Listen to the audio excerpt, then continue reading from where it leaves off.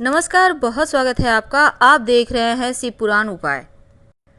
अगर आप हमसे अभी अभी जुड़े हैं तो प्लीज़ चैनल को सब्सक्राइब कर लें और पसंद आए तो वीडियो को लाइक करें। कमेंट में हर हर महादेव जरूर लिखें। न्याय के देव शनिदेव और इनके प्रकोप से बचना हर कोई चाहता है, क्योंकि अगर शनिदेव नाराज हो जाए या किसी व्यक्ति के ऊपर शनि की 7.5 ढैया चले तो जीवन में परेशानियां बढ़ जाती है। नौकरी व्यापार से संबंधित परेशानियां तो आती है, साथ ही इस दिन शनिवार के दिन अगर हम शनिदेव की विशेष पूजा आराधना करते हैं, कुछ खास उपाय करते हैं तो शनिदेव प्रसन्न होते हैं और पूरे साल बस ये समझ लें कि जो निगेटिव प्रभाव है, अशुभ प्रभाव है, उससे मुक्ति मिलती है, धन आता है, नौकरी व्यापार में सफलता मिलती है। तो शनिदेव को प्रसन्न करने के लिए इस दिन विशेष तरीके से अनुष्ठान भी किए जाते हैं, तमाम तरह के प्रयोग किए जाते हैं। पर क्या आपको पता है, एक ऐसा दिया जो जीवन के हर मुश्किलों से आपको बाहर निकाल सकता है। तो आज चलिए जानते हैं विस्तार से। देखिए, सबसे पहली बात, अगर आपके जीवन में परेशानियां ज़्यादा हो, ना नौकरी चले, ना रोजगार मिले, ना घर परिवार में सुख है, ना संतान की प्राप्ति, कहीं न कहीं आपको लगता है कि ये सारे ग्रहों का चक्कर चल रहा है, कि आप चारों तरफ से बर्बाद हो रहे हैं, तब ऐसे में आप छोटा सा प्रयोग जरूर करें। किसी भी शनिवार को कर सकते हैं। तो इस शनिवार एक प्रयोग जो जीवन की मुश्किलों से बाहर निकालेगा। देखिए, सबसे पहली बात तो शनिदेव से जुड़ी हुई चीज़ों का दान करना चाहिए, जैसे कि काली उड़द, तेल, तिल, लोहा, काले कपड़े, क्योंकि ये दान करने से आपकी तरक्की में जो बाधाएं हैं वो समाप्त होती है। और शिव जी की पूजा अगर शनिवार के दिन किया जाए, शिवलिंग पर 1 लोटा जल अर्पित किया जाए, तो वैसे भी शनिदेव शांत रहते हैं, क्योंकि वो उनके आराध्य हैं।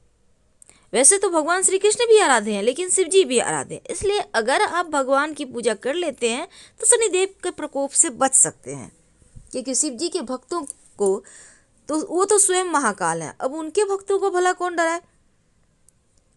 तो ये चीज़ें आपको समझनी होगी। दूसरी बात, शाम के वक्त मुख्य तौर पर पीपल के नीचे दिया जलाया जाता है, मुख्य तौर पर पीपल के नीचे जलाया जाता है, लेकिन लोग भूल जाते हैं कि पीपल के नीचे जलाने के बाद दिया, अगर हनुमान जी के मंदिर में आपने दिया नहीं जलाया तो फिर आपको उतने पुण्य फल नहीं मिलते। जिस उम्मीद के साथ आप गए हैं वो आपकी कामनाएं पूरी होने में देर हो जाती है।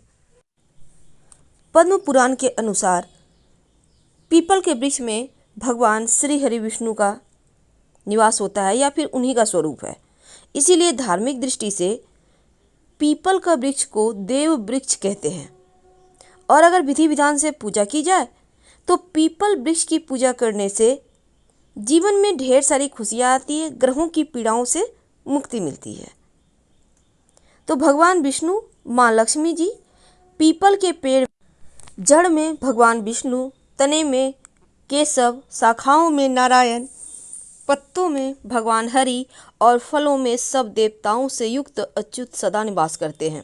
यह वृक्ष मूर्तिमान श्री विष्णु स्वरूप है और महात्मा पुरुष इस वृक्ष के पुण्यमय मूल की सेवा करते हैं। अब इनका गुण ही इतना है कि कामनाओं को पूर्ति करने वाला, जो मनुष्य इनके आश्रय में आ गया, हजारों पापों का नाश करने वाला ये पेड़ है। और पद्म पुराण के अनुसार पीपल को प्रणाम करने और उनकी परिक्रमा करने से आयु लंबी होती है। जो व्यक्ति इस वृक्ष को पानी देता है वह सभी पापों से छुटकारा पा लेता है। तो पीपल में पितरों का भी वास माना गया है, सब तीर्थों का भी निवास है। इसीलिए मुंडन आदि जो संस्कार है पीपल के पेड़ के नीचे करवाने का प्रचलन है। अगर शनि की 7.5 ढैया परेशान करे तब उसके कुप्रभाव से बचने के लिए हर शनिवार को पीपल के वृक्ष पर जल चढ़ाकर 7 बार परिक्रमा करना चाहिए। और शाम के समय पेड़ के नीचे दीपक जलाना भी जरूरी है। हालांकि एक ऐसा पेड़ है पीपल का पेड़ जो 24 घंटे ऑक्सीजन ही छोड़ता है, जो मनुष्य के जीवन के लिए भी जरूरी है। इसीलिए देव वृक्ष कहा जाता है पीपल के वृक्ष को। अगर निरंतर पीपल के वृक्ष की पूजा करते रहें, जल चढ़ाते रहें, तो संतान की प्राप्ति होती है, पुण्य बढ़ता है और दृश्य आत्माएं तृप्त होकर सहायक बन जाती है। कोई कामना है तो वह भी पीपल पूर्ति करता है। और अगर किसी कामना के निमित्त पीपल के तने में चारों ओर कच्चा सूत लपेटे तो वो मनोकामना पूर्ण हो जाती है। क्योंकि भगवान श्री कृष्ण के अनुसार चूँकि शनिदेव की छाया इस पर रहती है और उनकी छाया यज्ञ, हवन, पूजा पाठ, कथा, पुराण के लिए श्रेष्ठ मानी गई है, इसीलिए उनकी पूजा कर परिक्रमा की जाती है। तो शनिवार के दिन कैसे करेंगे उनकी पूजा और क्या छोटे छोटे प्रयोग हैं? देखिए, जब भी आप पीपल की वृक्ष की पूजा करते हैं तो जल, कच्चा दूध थोड़ा सा अर्पित करें। चाहे तो उसमें एक चुटकी काला तिल, थोड़ी मीठी वस्तु भी डाल सकते हैं। और फिर 7 परिक्रमा करके सूर्य, शंकर, पीपल इन तीनों की पूजा करें। चढ़े जल को नेत्रों पे हल्का सा लगाएं और बोलें पितृदेवाय नमः, पितृदेवाय नमः, पितृदेवाय नमः, पितृदेवाय नमः, यानी 4 बार बोलना है। राहु, केतु, शनिदेव, पितृदोष सब समाप्त हो जाता है। और पीपल के पत्तों से अच्छे काम में, शुभ काम में घर के मुख्य दरवाजे पर बंधन बार बनाए जाते हैं। लेकिन यहाँ पर देखिए, सूर्योदय से पहले अगर पीपल के वृक्ष की आप पूजा करते हैं तो सही नहीं है, क्योंकि पीपल पर दरिद्रता का अधिकार होता है अंधेरा जब हो जाता है। इसीलिए कहा जाता है पीपल के पेड़ के नीचे दिया जलाओ तो जल्दी ही जला लो, अंधेरा होने के बाद नहीं।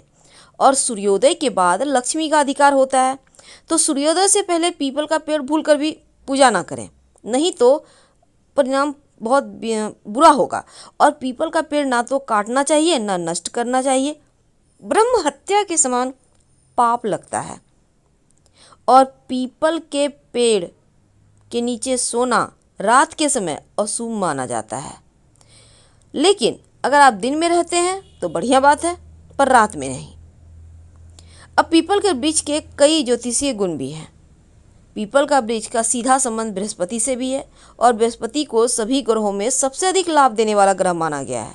और बृहस्पति जब भी किसी की कुंडली में प्रवेश करता है तो व्यक्ति को जीवन में जो परेशानी है वो खत्म हो जाती है। वैसे तो माना जाता है पीपल के पेड़ में जल चढ़ाने से कुंडली में मौजूद कमजोर बृहस्पति मजबूत होता है। तो ज्योतिष शास्त्र में पीपल वृक्ष की महिमा बहुत ज़्यादा है। आइए हम कुछ छोटे छोटे प्रयोग जानते हैं। क्योंकि पीपल की पूजा में से व्यक्ति को दान धर्म की प्रवृत्ति बढ़ती है, बुद्धिमत्ता बढ़ती है। कैसे करेंगे पूजा और कैसे मनाएंगे, कैसे एक चुटकी मिट्टी का महाप्रयोग करेंगे? देखिए, सबसे पहली बात, शनिवार का दिन 9 ग्रहों के परिवार में न्याय के देवता माने जाने वाले शनिदेव को समर्पित है और पीपल के पेड़ में शनिदेव का वास है। अब ब्रह्म पुराण में एक प्रसंग आता है, इसके 118वें अध्याय के अनुसार शनिदेव कहते हैं, मेरे दिन अर्थात शनिवार को जो मनुष्य नियमित रूप से पीपल के वृक्ष की स्पर्श करेगा उनके सब कार्य सिद्ध होंगे और मुझसे उनको कोई पीड़ा नहीं होगी। जो शनिवार को सुबह सुबह उठकर पीपल के वृक्ष को स्पर्श कर उनको प्रणाम करेगा, उनके ग्रहों की पीड़ाओं से उन्हें कभी कष्ट नहीं होगा, सारी तकलीफ दूर हो जाएगी। वैसे तो हनुमान जी को 11 पीपल के पत्ते लेकर हर पीपल के पत्ते को साफ कर लें अच्छे से, राम लिखिए सिंदूर और तेल या फिर घी मिक्स करके, आप उसके बाद ले जाकर हनुमान जी को माला बनाकर पहना दें तो जीवन के बहुत सारे कष्ट समाप्त हो जाते हैं।